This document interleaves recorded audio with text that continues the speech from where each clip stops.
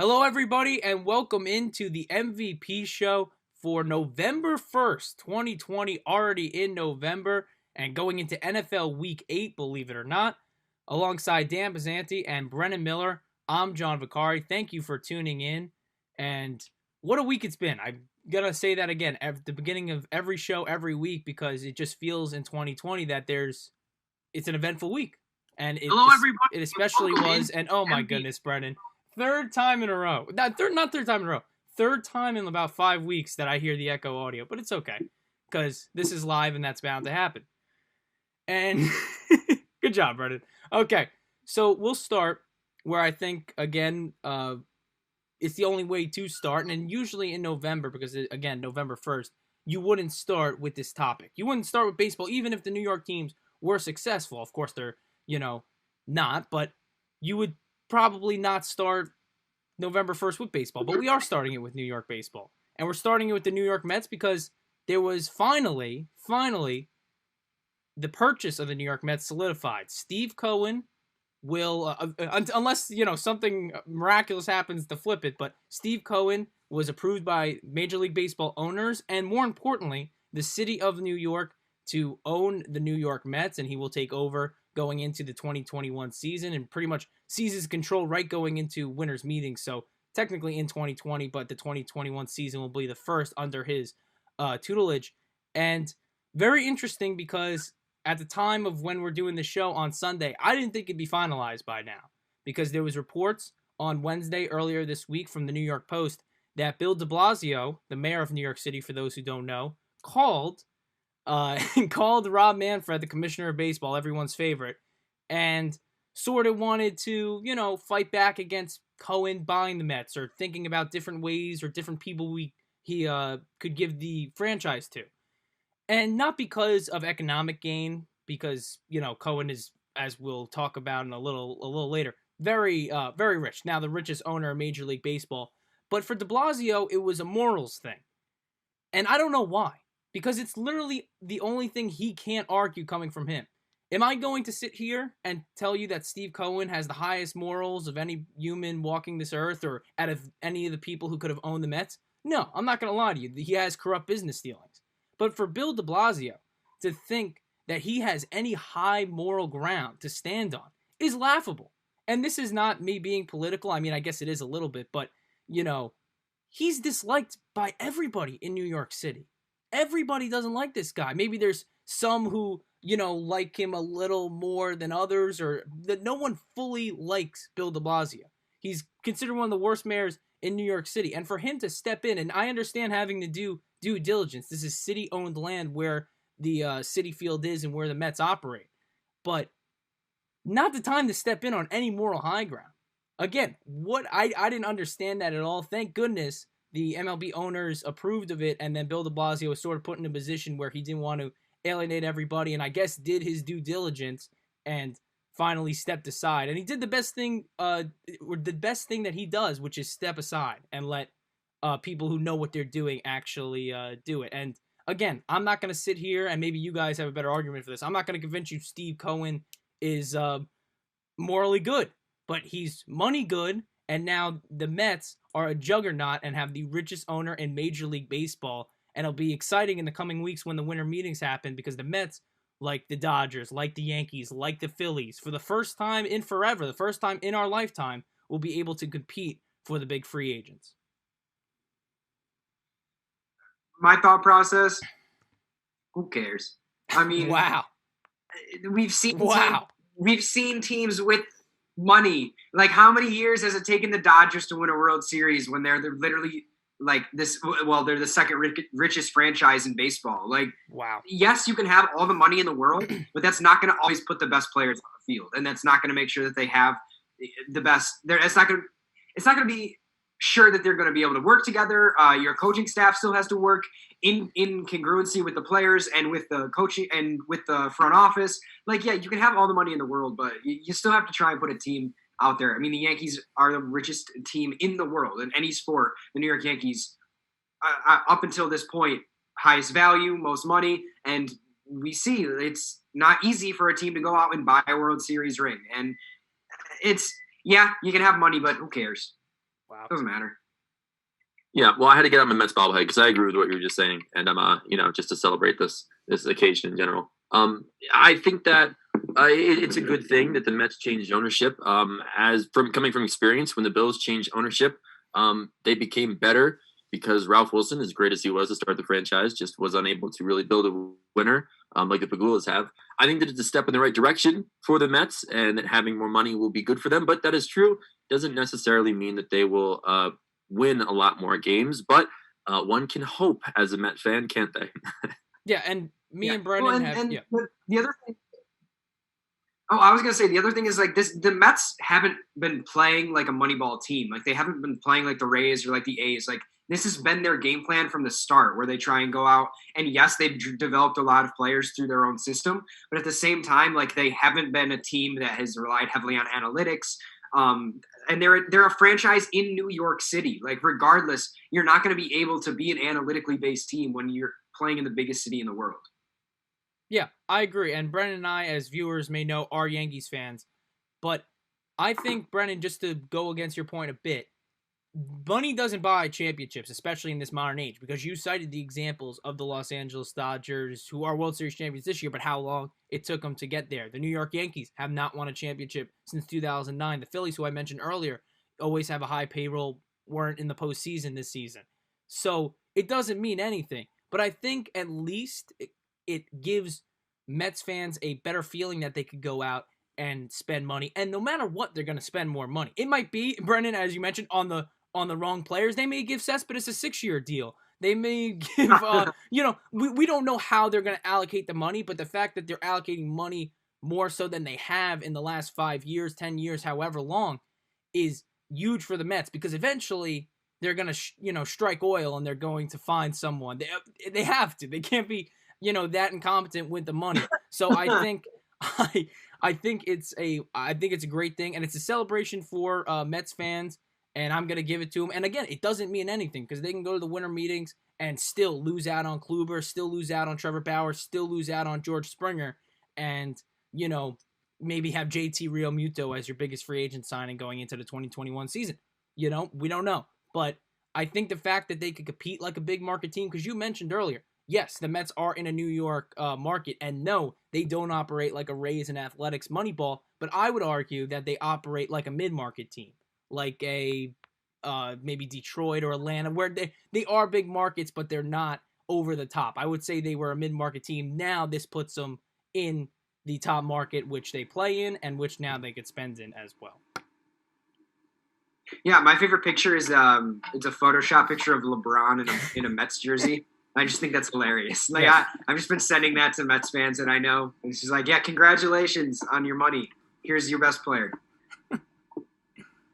I would love to just I would love to see them, like I said, give Cespedes too much money, and then I don't know, maybe bring back Harvey. I don't know.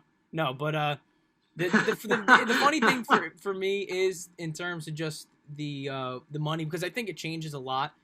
Let's not pretend that the Mets are bringing in some general manager that like was Cohen's pick or wasn't Wilpon advised. And maybe this will alienate some Mets fans watching, but the guy in Omar Minaya, who's now in the fold with Alderson, he is, or excuse me, Brody Van Wagenen, he is from the Mets in the mid and early 2000s. So it's not like this Omar Minaya guy, they got him from wherever. He's been in the Mets organization, was released, and now is back in, and that's Wilpon as well. So the people still making the decisions as of right now were still brought in by the Wilpons. And not to say, if the Mets win a title in 2022, give half of it to the Wilpons credit. But to say that there's not some lasting impact still there, I think is laughable. But again, the summary of this is that now the Mets can operate like a big market team, a major market. And I said this on the podcast, which you could listen to on Spotify and Apple Podcasts, but the Mets and Yankees, hopefully, you would think, will be great at the same time, which maybe for, Brennan and I as Yankee fans, we don't want, but I think the city really needs it, especially at this time. And when you don't think, or at least I don't think, that New York's going to be a basketball town anytime soon because the Knicks are laughable and no one cares about the Nets, it's good to have a baseball town, and I think it could return in 2021. Of course, again, the money has to be spent correctly, and but final thing, Steve Cohen is now the owner of the New York Mets, and the big news story that broke this week. But I think an even bigger one in terms of national news was that the World Series culminated earlier this week, and the Dodgers won in 6 games. Corey Seager was named MVP, and Clayton Kershaw finally stepped up, had a great 2 games he pitched in the World Series, finally got his world title, and all the credit there. But that's not what most people are looking back on when they look at this World Series. Mainly because after the Dodgers won, and there was a terrible speech off paper from the owner, by the way, which we could talk about, but not as serious as what we're going to talk about.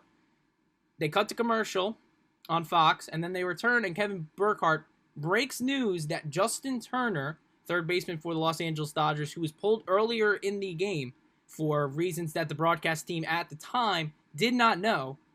Well, the reason was COVID-19. And up till, I think it was 6 weeks, Major League Baseball went without one COVID test. And in the World Series in Game 6, one of the Dodgers' best players in Justin Turner had to be pulled because there was an inconclusive COVID test earlier in the day. And then the second one that they did, the results came during the game, and they had to pull the plug on him. But that's still not the worst part. Okay, Turner had COVID, not great, a bad note to end on. The celebration continues on the field, and there's family out there and all the players and people in the organization, front office, from, the equipment manager. Everyone's out there. They're world champions of baseball. Justin Turner then proceeds to return to the field with a mask on originally, takes a team photo, they take it in mask, and then decide, let's take one without. He takes off his mask. He has COVID, and he takes a picture. And then later, the Fox cameras follow him, and he kisses his wife on the mouth, which, yeah, you're fine to do, that's the relationship. But now she has to have COVID. I mean, there was literally on live television, on live Fox, a transfer of this virus. Not a great look for baseball. Not a great look. And luckily, for baseball, there has been no positive tests so far within the Dodgers organization that have come to light, and we're recording this, or we're live right now on a Sunday, and it ended on a Tuesday. But what a bad look for Major League Baseball. And I asked you guys this question. I know Dan's opinion because he tweeted it, but I definitely want to hear yours, Brennan. Did this tarnish the World Series for you, the fact that in the end there was a COVID test? Dan, I'll go to you first because I know where you're going to stand, and I saw your tweet, but does this tarnish it for you?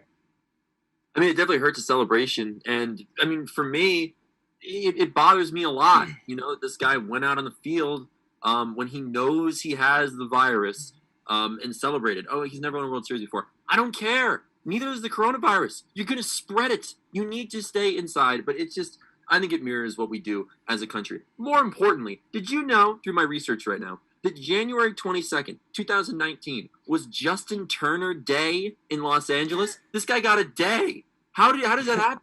This day needs to be erased, people. We need to go back and change that. Wow. I can't believe that actually happened. Dan, what are you going to do next? You're going to take down his monument? Come on. His statue? A bad history in L.A. This was a bad idea. Yeah. And I'm just upset he had a day. No, it's a really bad thing. It hurts the World Series for me, for sure. All right. So 2 points before I get into the main point. First off, never build a monument to someone who's still alive. I think we've gotten tried and true that has not worked out in the past, i.e. Joe Paterno. Second off, what was my second point? Oh, Justin Turner, former Met. So that kind of ties back to our first thing, where great player brought up to the Mets organization, and then see you later. Yes, exactly. And okay, back to the topic we were actually talking about. It's dumb. It's just straight up dumb. To even think that it's a good idea for you to go back out. I get it. Like, this is what you've been working for however many years, and it's the World Series and you're champions of baseball. But at the same time, put it in perspective of how many people you're actually affecting by going out there. Like, yes, you've already been in contact with your teammates for however long, and I get that. And that's probably the thought process that he had, and I assume it's the thought process that his teammates had as well. But at the same time, it's not just the players that you have to worry about. It's almost exclusively not the players you have to worry about. I mean, those guys are, 20 to 35 years old. and in the prime of their careers. They're all incredibly athletic and have ridiculous genetics. But, Grandma Seager might not have the same genetics or the same immune system that Corey Seager might have. Like, you got to think about that kind of stuff. And you mentioned them taking a picture and Turner takes his mask off. Who is Justin Turner sitting next to in that picture? Dave freaking Roberts, who is a cancer survivor and has already has a weakened immune system. Like, come on, man. It's just dumb move. If no one ends up testing positive from the organization, then then Major League Baseball and Justin Turner can say, yeah, we dodged a bullet. But if anyone, player, family member, obviously his wife, it was in very close contact with him. We saw it on television. If anyone tests positive, then people are going to be looking back at this as one of the biggest mistakes that has been on television in a long time.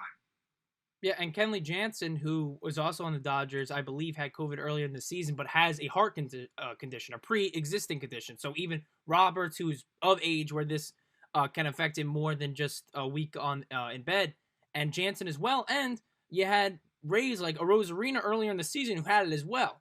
So it's not like, and you, obviously the second time having it, it's less likely, but you don't want to have it twice either, and you don't want to expose any of the Rays. And my thing, and I think this was overlooked, the people in attendance too, because I don't know how close they were to the barricades, and they kept them.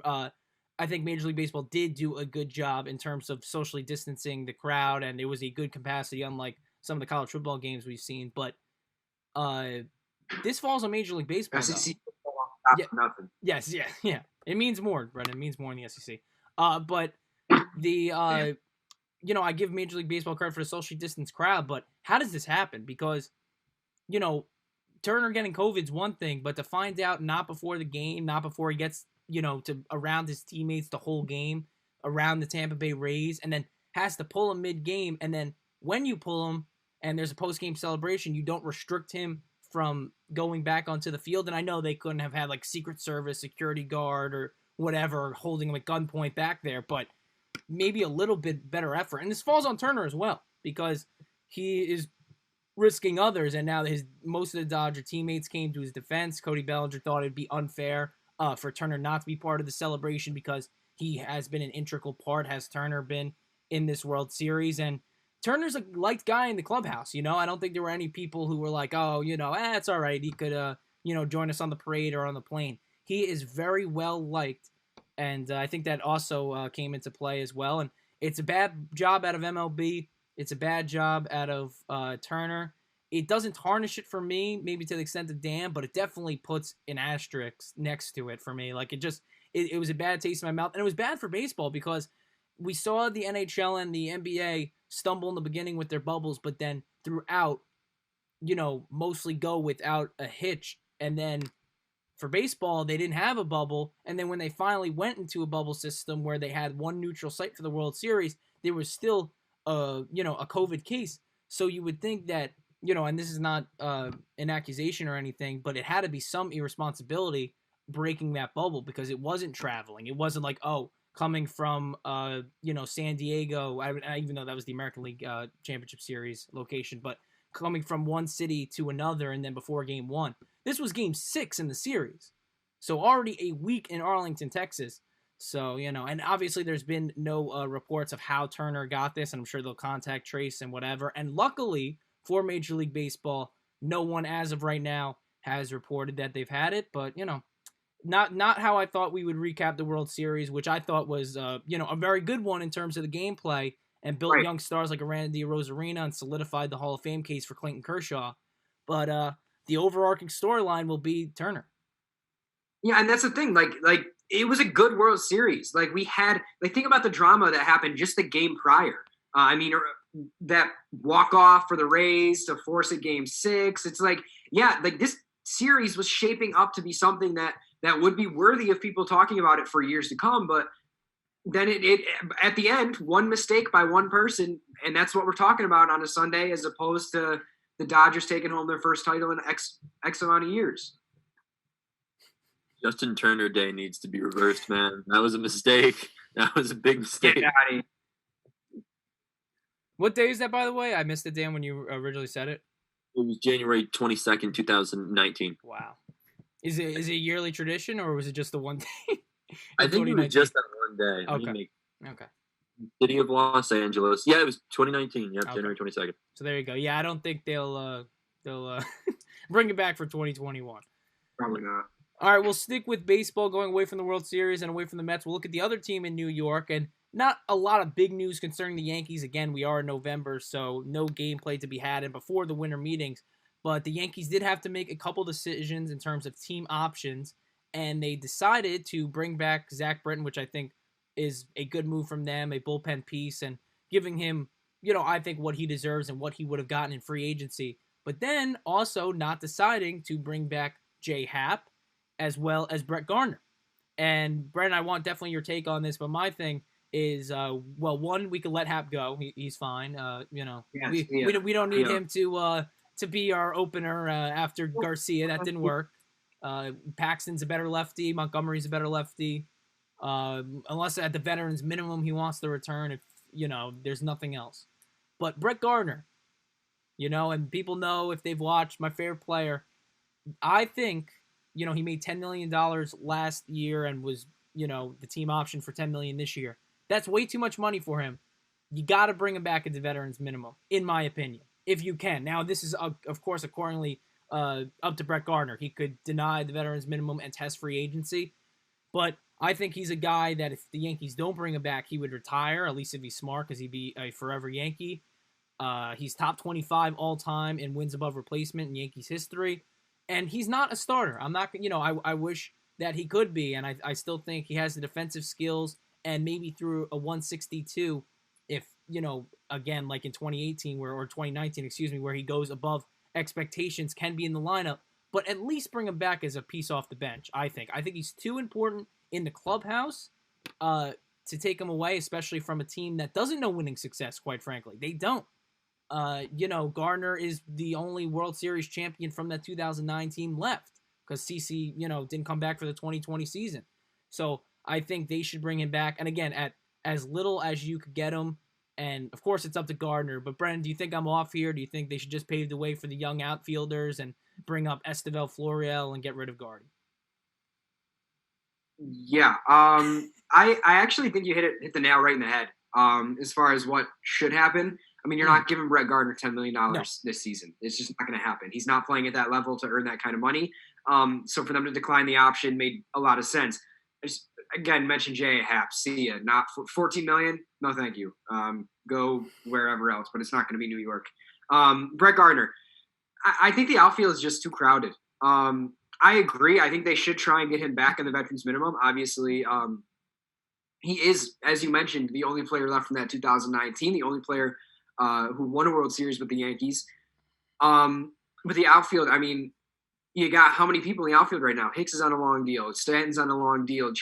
His deal is coming up in the next season or two, but at the same time, you have to imagine the Yankees are going to have to save a little money and sign him back. And you got Clint Frazier for the Gold Glover, Clint Frazier. Yeah. Potential Gold Glover, yeah.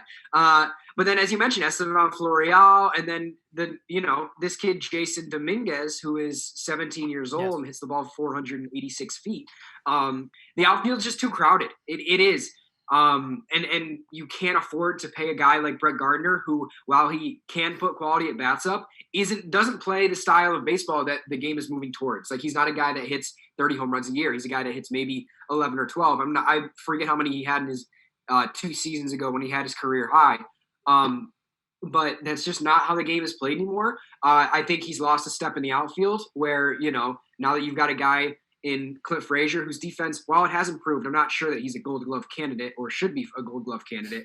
While his defense has improved, I think the bat makes up for anything he's lacking defensively. And I just don't think that Gardner really fits into that starting lineup anywhere anymore. Yeah, you mentioned the defense, and I think that was the one thing that would have kept Gardner around because, there was questions going into the season about Clint. Stanton, is a primary DH, and Judge and Hicks are tremendous defenders, so you don't bring it in. But, that was the whole thing. Gardner could be a defensive replacement late in innings, but if his defense isn't as good as Clint's, then, why would he be in that role? I don't know. I say you bring him back for one more year, veterans minimum, but you're right. the way his game, and he's tried to adjust, you know, to his credit, to, you know, make his game more towards where it's going, where, again, he had those power numbers. I believe it was 24 home runs in that season that you were mentioning, Brennan. And, you know, that might have been juice balls as well, but he's definitely trying to hit it out more. I don't know. I want to bring him back for one more year, at least a veteran's minimum, just because, again, too, the Yankees have injury history. But I, again, would understand if they don't, and it'll be interesting to see. But definitely, I think we agree, not at $10 million. Dan, any thoughts? Maybe you're a big J Happ fan, or oh, geez, the 8-ball. Oh, God. Here we go. Wow. So should they re-sign Brett Gardner? It says answer unclear, ask later. I don't know if you can see that. I could have given you that. Yeah, yes. That's bad. Wow. That's bad. So later, I'll shake it again. Okay, thanks. Okay. All right, now we'll shift to New York football, and believe me, I've tried to get everything that we could out of the way before we had to talk about this. Now, I understand it is a Sunday, but do we really want to be harping on this? I don't think so. The Giants play the Buccaneers on Monday Night Football. The Jets, in less than a half an hour, or just over a half hour, will play the Kansas City Chiefs. And the Buffalo Bills look to rebound, not coming off a loss, but not coming off a great performance either. And they will play the New England Patriots in an AFC East divisional round. And I want to lead with the positive, and Dan will lead with the Buffalo Bills. I watched most of that Jets-Bills game because I didn't have to watch the Giants, and red zone until the end. It got compelling, but I wasn't locked on it like I usually am. I was like, I want to see this Jets-Bills game, and it was bad to watch. It was not great football. Tyler Bass for the Bills kicked, 7 or 8 field goals to win the game. I think it was 6. Yeah, I think 18, so it was 6. But to win the game, and the Bills kept getting red zone opportunities, and the Jets defense bent but didn't break. But then when they got the ball in offense, they couldn't get it past the 50 in the second half. And the Bills did take a win. The Jets are still winless going into Week 8. But Dan, you can't be too ecstatic with that performance from Buffalo. I mean, at some point I told myself it's just not good for my mental health to watch this Bills. They can't score a touchdown against the Jets. I was watching the game, and I said, if the Bills come out of halftime and kick another field goal, I'm not watching anymore. And they did, so I turned it off because I couldn't do it anymore. I think that we already knew that, like, as far as the AFC hierarchy goes, it's like the Chiefs and the Ravens are way up here, and like a step below is Buffalo, and then below them is everyone else. Not that exact structure, but Buffalo's a tier below those top teams. I think that was reinforced on Sunday when the Buffalo Bills couldn't get in the end zone against the New York Jets. Against the Jets, a team that in the second half had 4 yards of offense. You want to know what 4 looks like? There it is. It fits one hand. 4. So it was a sad win. It was a very Buffalo win, a typical game for them in years prior. They need to turn it around today, and they need to handle New England, and they need to reaffirm everyone that they are a 5-2 football team because they didn't look like it last week. Dan, one more question regarding the Bills. Patriots obviously come limping into this one as well, but they're only 4-point favorites are the Bills. I think we have it 3.5, but I think the spread has been updated to 4. Is this a trap game? Do you feel going in? Are you as confident as you were maybe going into this game 2 or 3 weeks ago, coming off that Jets performance? Well, today's game makes me nervous because the Patriots need this one bad. Yeah. Like, the Patriots cannot lose. They have to win this game. That's the only reason it really makes me nervous. I think that on paper, the Bills are a better team than New England, but I don't know if that means anything today if New England comes to play like with the urgency that they should because they need this game. So that's why this game makes me nervous. I think 4 is a good number for that reason. There you go. And now we will shift to the Giants and the Jets. Again, didn't want to, but we will. The Giants play on Monday Night Football, coming off a Thursday Night Football defeat against the Philadelphia Eagles, and you can catch my reaction on that in our last episode. Don't want to really rehash maybe the worst game I've seen from the Giants in 2 years in terms it was right there, and then they lost it. But, don't want to relive that in any sense or form. But the Giants do play the Tampa Bay Buccaneers and come in last place in the NFC East with 1 win. And just like the Jets are double-digit underdogs, they're 13-point underdogs to the Giants. And when that number originally opened, I was like, that's a little much. It's a little much, not going to lie. And then I started to think about it, and I said, is it really that much? Because the Giants can't get off the field on third down. Tampa Bay converts third down conversions at the second highest rate. Tampa Bay has a bevy of weapons. And the Giants couldn't contain the Philadelphia Eagles' weapons last week, and their main receiver was a guy by the name of John Hightower, and I don't even know the other guy's name because I can't pronounce it, for the Eagles. And Boston Scott was the one who had the winning touchdown. Not Miles Sanders, Boston Scott. So are the Giants defense really, and the Giants defense is the main positive on this team, the strongest unit, I think still statistically a top 10 defense in the NFL. Can they keep up with all these weapons? Gronk, Scotty Miller, I believe Evans is out for this week, but still, Fournette in the backfield, Ronald Jones the second in the backfield. I don't think so.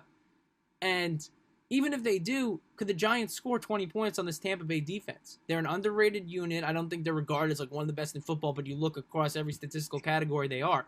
And the Giants are without Devontae Freeman because of injury, and that was ruled out. That came down this morning. And Will Hernandez, which was the big storyline regarding this game, offensive lineman for New York, tested positive for COVID. So the offensive line, which is average at best, loses a key piece. So I can't find any way that, and that's what I try and do. I look at each game, the Giants play and try and find scenarios in which the Giants can exploit the Bucs. And I don't think it's going to happen this week. I really don't. The Buccaneers are too strong. Maybe the Giants with a backdoor touchdown, garbage time, maybe could cover, but I think 13 is a good number, and not looking great, and probably won't be the low light of this week, Monday through Friday, but Monday Night Football is not going to be an entertaining watch. And now I'll shift to the Jets, and that's all I want to say on the Giants. I don't know what else. Usually, again, we've led the show with the Giants a couple of these past weeks, but that's all they get, about a 2-minute snippet. Now going to the Jets, because I think this game is more interesting. I really do. And it's not because I want to, not focus on the Giants. Look how bad the Jets are. Even though the Giants are still terrible, let's look at the Jets. But the Jets are 19.5-point underdogs to the Kansas City Chiefs. It's one of the biggest spreads in the modern age of the NFL. Going back, you have to go to 2007 when the undefeated Patriots were defeating the low teams in the AFC East and spreads were that big. But 19.5 in an NFL game. And again, I looked at this and I'm like, how could the Jets cover? There's got to be a way. There's got to be a way. And now I think we all know where we're going with our pick in terms of the game. But in terms of keeping it close, because I think that's what people are interested in, Kansas City does come in with the 30th best rush defense in the NFL, which is third worst if you do the inverse from 30th best to third worst. So the Jets got to, establish a run game because they have no receivers. And it'll be interesting if Frank Gore plays. I think right now he's a questionable, maybe later on in the show, Brennan, during our NFL actives and inactives, you can update the status. But the Jets have to establish a run game in this game if they have any chance at all. If they can't, it could be a 30-point victory for KC. They have to. KC's run defense is weak. That's the only way the Jets can, I think, keep it close. Darnold has no weapons. Rashad Perriman is out for them. Jamison Crowder is out. Top 2 targets, so they'll have to rely on Braxton Berrios, which is, never good, and rookie Denzel Mims. So for the Jets, that's, I think, the only way. I did find one way. I looked at it. Every other statistical category, don't get me wrong, KC is favored by a lot. But maybe the Jets could get a run game going and not win, but keep it close. Am I off base? Or, tell me if I am, because I might be. And, yeah. The Jets are bad. Yes. There's a reason that Vegas sets these spreads as far as they do, Oh, yeah. and usually they're pretty dead on. Mm-hmm. Because they're the experts. Mm-hmm. And honestly, I don't think that this one is going to be that far off. I think that it does end up being, even though it's one of the widest spreads in the history of the game, I think honestly, I wouldn't doubt the Chiefs covering because they're very good, and the Jets are incredibly bad. I mean, right now I'm just looking through Jets Reddit. It's not as much fun as Giants Reddit. It really is. The Giants Reddit is just incredible. I don't have much to add. I mean, this team, they're struggling. If they can be really bad, maybe they can have Trevor Lawrence, and then they'll be really good. I think we've touched all the bases already. That's I think where the Jets are at. I'm looking for something funny. If I find something, I'll let you know. Oh, okay, thanks. All right, so I'm off the mark, and I'm not. Believe me, this is not me saying the Jets can cover, but I tried to find a case scenario in which they can, and I don't know. It's going to be a interesting game to watch, and again, that game in Kansas City, the Giants are at home versus Tampa, and it'll be Jets KC at Arrowhead, and expected, some capacity crowd. I forget the exact thing. It might be 15%. So there will be, I think, for the Jets, the first time they face a crowd. Don't quote me on that, but maybe that's a factor. Probably not. I mean, they would lose, I think, in MetLife as well if the Jets had the home field advantage. But so there you go. Probably. Now we'll shift to even more bad local football, and this is in the college ranks. And not a great week in terms of just local. We'll give you the what the top ranked teams did as well in college football. But Penn State has dropped 0-2. After suffering another loss to a ranked opponent. This one a little more reasonable to Ohio State, 38-25 defeat. Justin Fields threw for 318 yards and 4 touchdowns. The Rutgers Scarlet Knights played Indiana, which was the team that beat Penn State. And I'll give Rutgers credit. Kept it close, and it was 37-21 and a 16-point loss. The spread was 13. And it was funny, if you guys could find it, and I'm talking to YouTube, but also our audience, there was a big lateral play from Rutgers where literally an offensive lineman grabbed it and then just went over his head like that backwards, and somehow it found somebody. It got called back due to penalty, and that's the reason Rutgers didn't lose by 10 points to Indiana. But it's a great play to watch. It's hilarious. It's tough that it got brought back, but I think it's definitely something from the college football weekend that if you have not seen, you should see. So yes, Rutgers loss, Penn State loss, and then Brennan, the Syracuse Orange. 1-6, a 24-point loss to Wake Forest? That's a basketball school, Brennan. So Syracuse. Wow. You didn't expect more from Rex Culpepper? Whatever, man. I mean, you can't make fun of a cancer survivor. Come on now. I'm the bad guy. I'm sorry.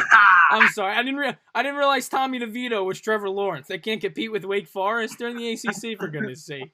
Yeah, that's the only reason we're losing is because we don't have Tommy DeVito. Absolutely. We definitely had lost games prior to that. Yes. No, I mean, they're just like Syracuse is just not a good team. Like, and at this point, it's on Dino Babers. Like, a lot of what people were saying, especially this first year when I think they went 4-8 this first year, and then they had the year where they were ranked, and they've just been not good since. I mean, this first year, people were talking about how a lot of the players didn't really fit into his system very well, because he came in wanting to run a fast-paced, no stoppage, no huddle kind of offense.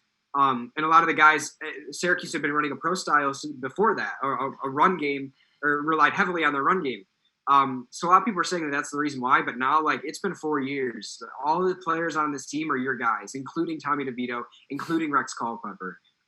So, I mean, it's really on the coach at this point. I get it. Like, they don't have a lot of depth, and obviously two of your best players are out is in the defensive backfield in Andre Cisco and Trill Williams, who Cisco's been a first-round pick this year. But at the same time, like, you got to try and find a way to put up points. Like, yeah, you played Clemson tough, but then if you come out and lose to Wake Forest the next week, it's kind of puts a question mark on the season. I don't know. They're just bad. They just suck. We lost to Liberty. It's terrible. Liberty. Yes. Whatever, so the Syracuse drops to 1-6. They face Boston College next week. Yeah. And it pivots into my point now about going into the top-ranked teams. Clemson escaped without Trevor Lawrence, the next Jets quarterback. Escaped Boston College, 34-28. Number 2, Bama, and number 4, Notre Dame rolled, looking at the other top teams. But Clemson now, Boston College, they had to survive, and next week they do get 4th-ranked Notre Dame, and it was reported yesterday, Trevor Lawrence, because he had COVID, will not play versus Notre Dame. And now, I want to definitely, guys, get your predictions on this. I think, not that this game doesn't matter, because every game matters in the college football season, but because Clemson plays in the ACC, I think they could afford this loss because the committee will look, hey, it was without Trevor Lawrence, and then they just sweep what's left in the ACC, win the ACC title game, and then they could make it to what hopefully will be a college football playoff this year, still to be determined. But I think it's not a win or go home game for Clemson. They could get in just because of their conference with one loss, and again, not having Trevor Lawrence. But do you guys see any way that Clemson can win without Trevor Lawrence against the Fighting Irish? Brennan, we'll start with you. I mean, they didn't look terrible yesterday. Boston College played them tough. I mean, Boston College, obviously not a great team, not ranked. But at the same time, like, if you look statistically, like, Clemson wasn't that bad. Travis Etienne yesterday became the all-time leading rusher in the ACC. So obviously you can run the ball. And even without Lawrence, I forget the quarterback's name. It's a long one that I probably wouldn't be able to pronounce anyway. But he had over 300 yards, 3 touchdowns through the air and 1 on the ground. So, I mean, yes, Boston College played them tough, and it ended up being a better game than a lot of people thought it was going to be. Arguably the best game of the night.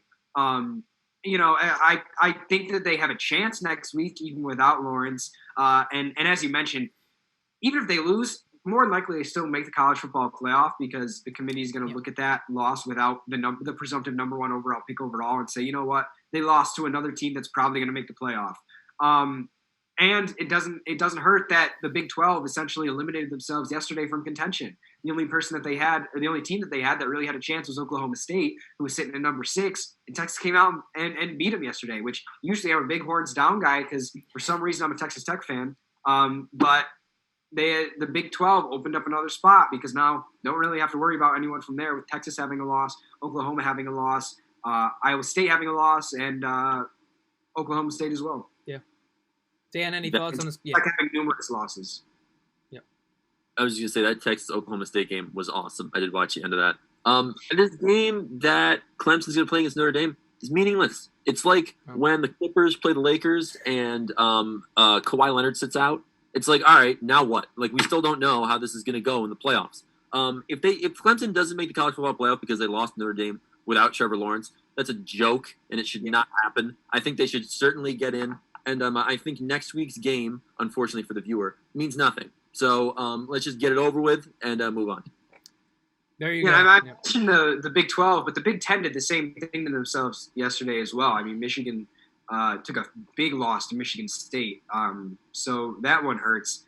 And then Penn State, obviously, with 2 losses, they're out of it too. And so, I mean, at this point for the Big 10, it's Ohio State and Indiana.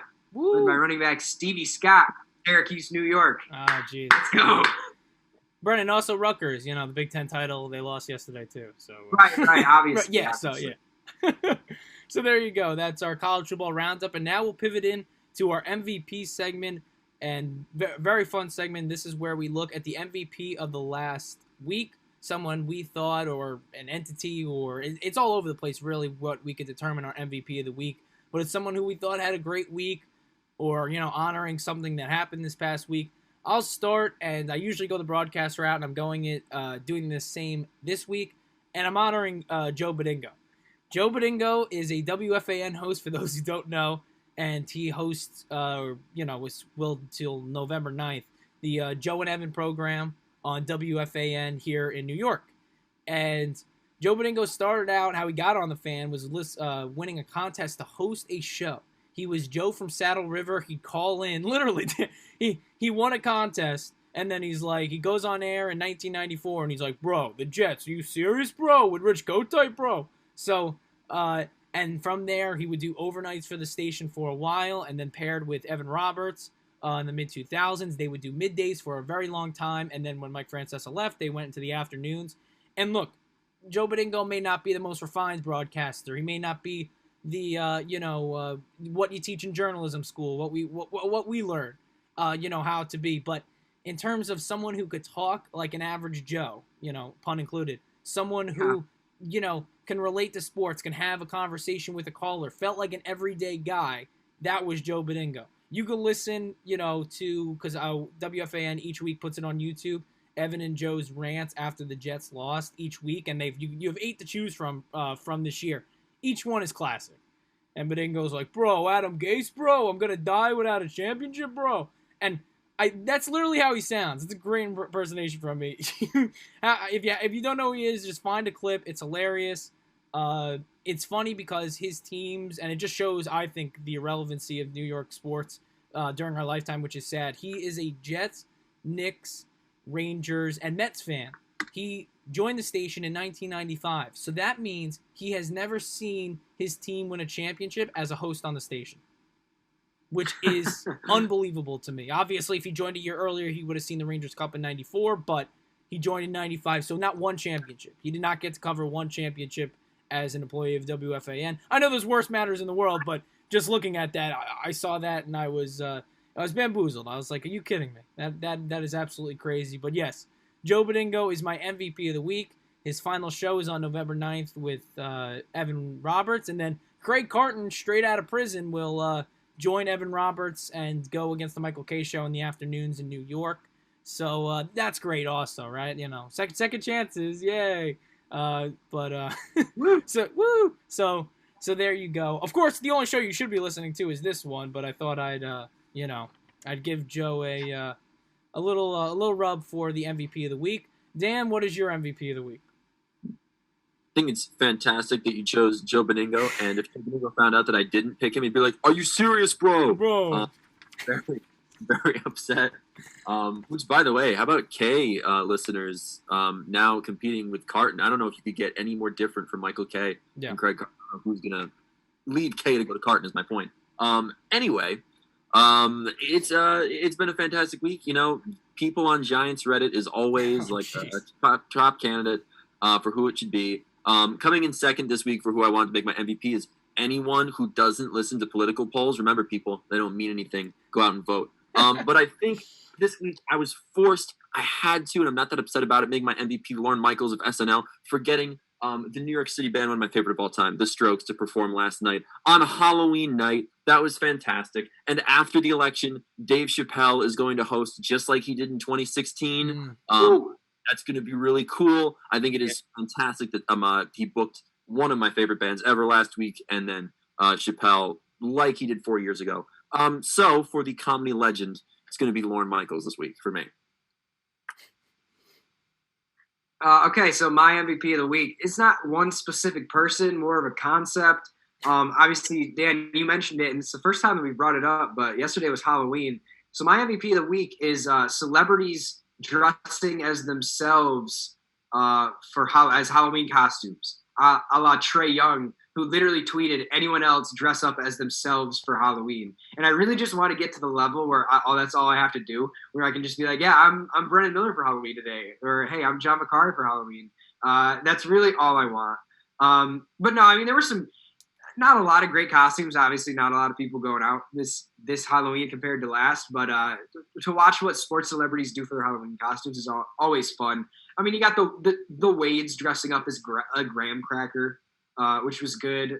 Russell Westbrook's family was Elmo and Cookie Monster, and then all the kids were, Woody and Toy Story characters. You know, it's good. It's good stuff. Love Halloween. Love costumes.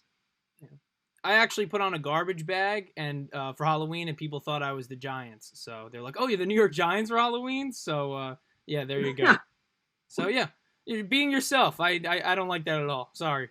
I respect Brennan you wanting to get to that level though, of where you could just mail it in on a holiday, and when the one day you could dress up. I do respect it. I do respect it. Background. Walmart greeter 3 years in a row. This year I couldn't be a Walmart greeter because I didn't go anywhere, but it will rise again. We will be back. Don't worry. It will rise. The Walmart greeter. Yes, there you go.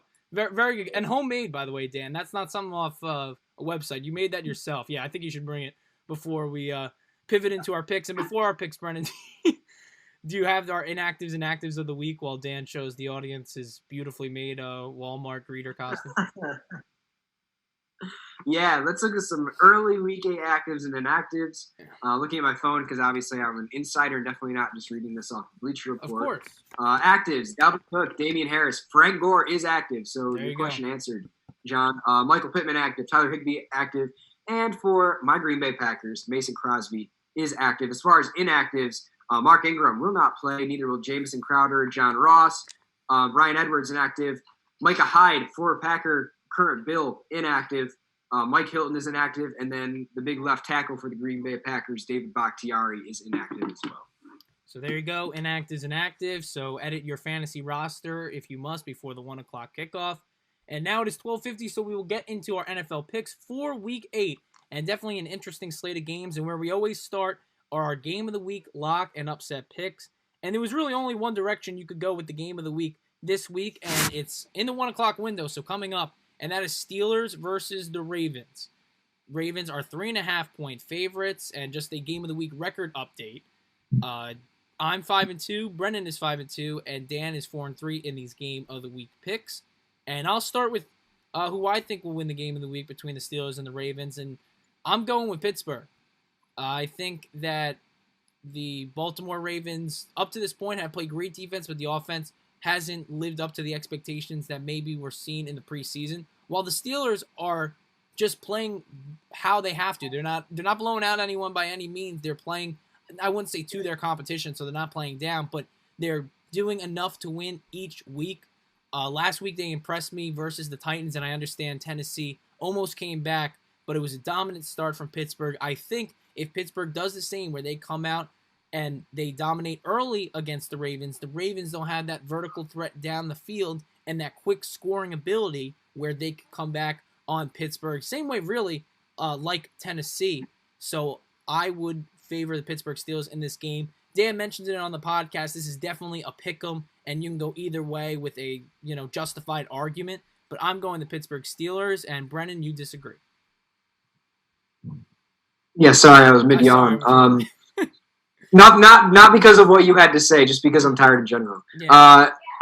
So when you look at this game, Steelers versus Ravens, I went with the Ravens exclusively because I've said it before, I'll say it again. I don't think that any team this year is going to go undefeated, and I think this is a very tough game for the Steelers, and I don't think that they're going to be able to pull it out. I think the Ravens are a team that has a lot of weapons. Obviously, I mentioned earlier, Mark Ingram is out for them, but at the same time, they still have Lamar Jackson, who can do it on the ground and in the air. We know what the Ravens bring to the table, and even though they've got two losses, who cares? I think that no one goes undefeated. Yeah, I mean, that's why I took the Ravens, just because the Steelers haven't lost yet. Should be a close one, though, kids. The spread is 3.5. Be wary of that. It's going to be a really good game regardless.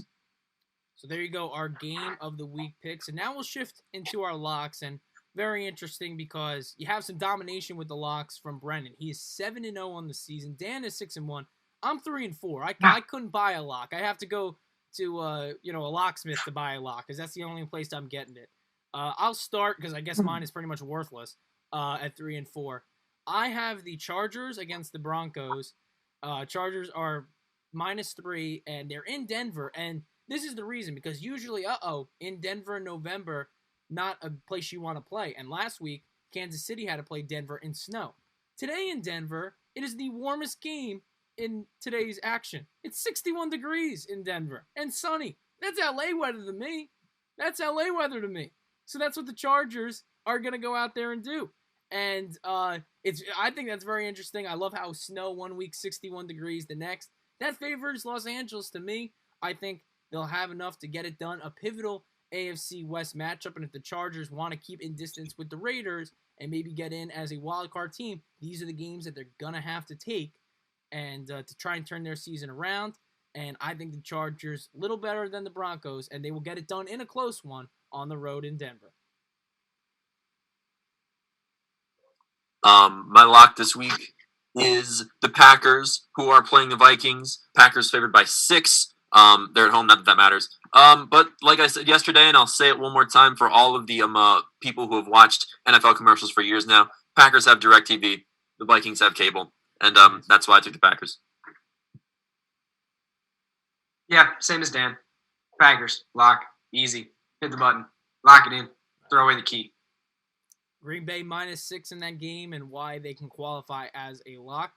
Now we'll shift to our upsets, and I've had the same success with my locks on this one, and this has been the the hindrance for our picks this season. Brendan and I are 3-4, and Dan is 2-5 in his upset picks. And this week especially, I don't think there was a lot of upset candidates out there. The one I'm going with is one I don't fully believe in, but the way they played last week sort of made me a believer and ruined one of my picks, and that was the Detroit Lions. They are playing the Indianapolis Colts at home. Indy's a 2.5-point favorite, but the Lions showed me something last week. Now, would they have lost to the Atlanta Falcons if Todd Gurley knew how to kneel at the 5-yard line? Absolutely. But with a win probability in the next-gen stats of 98%, the Detroit Lions, in under a minute, drove down the field, and Matt Stafford found T.J. Hockenson in the end zone, and the Lions got it done. I think in a close game like this, I favor Stafford over Rivers. And something with Detroit, I think this is just a overall point, Stafford would be so much better if he had help.